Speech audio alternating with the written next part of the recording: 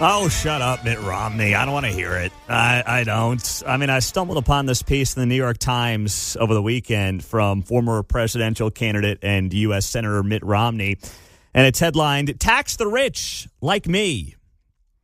Yes. Well, I just want to let Mitt Romney know, before I go any further on his piece, that you can voluntarily pay more if you want to. They will you can give a gift to the nation. I'm serious. I'm looking at the website right here. Pay.gov. You can give the government more money. The U.S. Treasury accepts voluntary gifts specifically to reduce the national debt. They are considered gifts, not tax payments, and they're managed by the Bureau of Fiscal Service. Pay.gov. So I don't know why Mitt Romney's writing about it in the New York Times. He can just do it, John. Yeah, but I want my money to go to the wall. Right. Yeah, there are people who are going to be very specific on where they want their money to go. Back when we had the wall thing, they didn't want to use that option that you're describing because it's not specific. I think that's just a general fun thing. But to your point, Mitt's welcome to just open up the checkbook and go to town. I know, he can do that. So he gets this piece in the New York Times. And then, it starts to go viral, and guys like Tom Steyer. Do you remember Tom Steyer? He ran for president as a Democrat back in 2019. He was going for like the billionaire, independent, Michael Bloomberg-ish lane. Yeah. Bloomberg Jr. Yeah, exactly. He was one of three of those. Yes. That type in the exactly candidates. And he shared Mitt Romney's article saying, "Tax me more. I've been saying this for a long time. Even rational Republicans agree because they're looking at the numbers." I'm just exhausted by the "I'm ultra wealthy, I should pay more in taxes" shtick. Mm-hmm. It's just like, okay, literally, just do it. Just do it. And share a screenshot on social media of your $10 million donation to the U.S. Treasury, and then let's talk. Show that you took no deductions. Yes. Not even for the chickadee checkoff for a buck. Exactly. You want to talk about loopholes? Sure, there's plenty of them. Mm-hmm. It's made for these guys and their rich buddies, and then they complain about how they have them. It's like, guys, it's you and your lobbyists who set all this nonsense up. And now it's like, boy, I'm screwing the country here. I wish there was a way to fix it. I got a way to fix it. He needs to be paid less. Well, right? You know what? Shall we go there? Can we go there? Okay. Mitt Romney made his money in private equity. Eliminating redundancies, firing mid-level workers, and hollowing out in many respects the middle class. So is this like his penance? Is this him trying to basically right his wrongs? I mean, come on, dude. You turn yourself into someone worth hundreds of millions of dollars. I'm not quite sure if Mitt Romney's a billionaire or not, but he's worth a tremendous amount of money, and God bless him, it's America. But he makes it on the backs of private equity, and then it's like, boy, I got to give some more money to the government. Boy, this ain't working too well for the country, is it?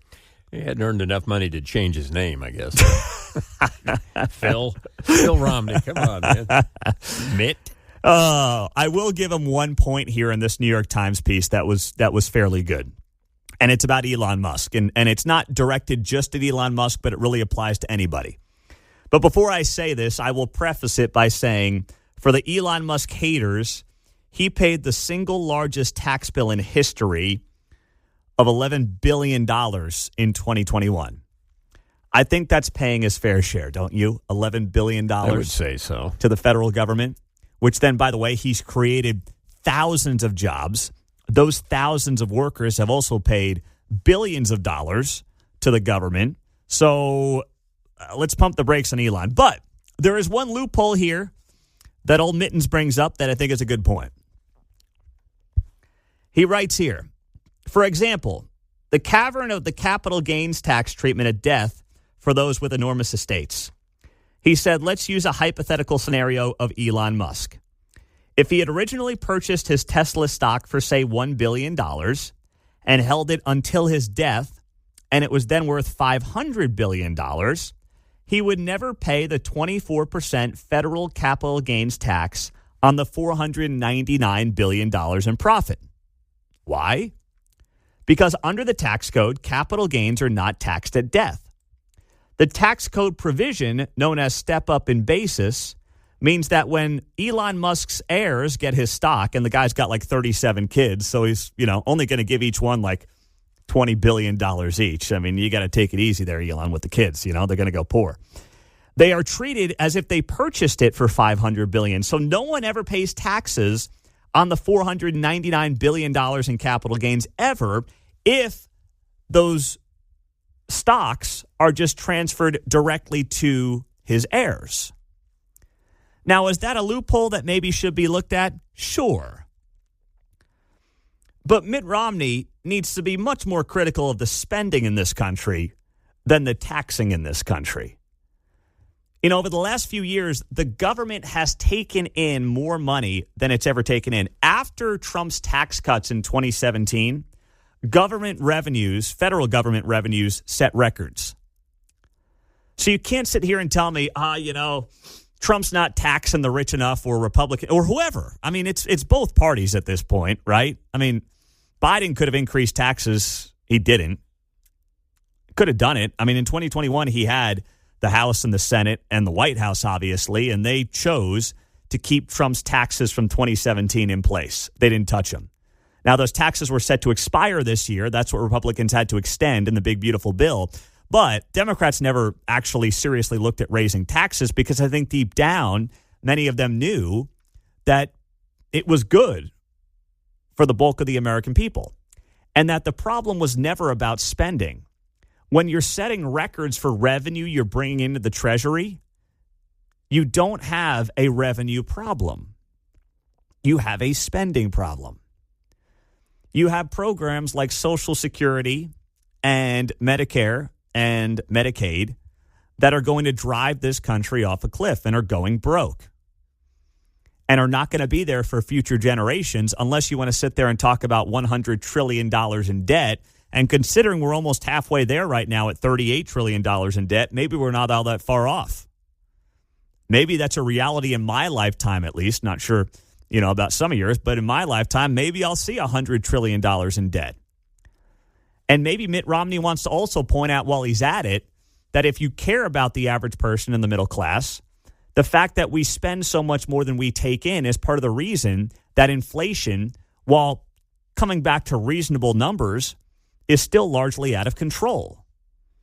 And the middle class has been hollowed out because of government spending, much more so than it's been hollowed out because Elon Musk isn't paying enough in taxes. So I know that Mitt Romney's trying to be like this he's all over the map, right? He runs for president. He's Mr. Conservative. He runs for Senate. He's like, suddenly a Trump guy and Trump supporter. Then he leaves the Senate. Then he hates Trump, but he's a never Trump guy and he's TDS. I mean, Mitt Romney doesn't know what he is today or tomorrow or the day after that. He's got no identity. He's been everything and also nothing at the same time over the last 15 years in politics. So I take the whole piece with a major grain of salt. And as has been the case, frankly, really going back a decade, Mitt Romney seems to miss the bigger point and the big picture here. But hey, he got himself in the New York Times, which I think was ultimately his goal. 913-408-7957. The issue is they're not whacking enough. Well, they're not. They're not on the spending side. Talk to me when you get that under control, all right?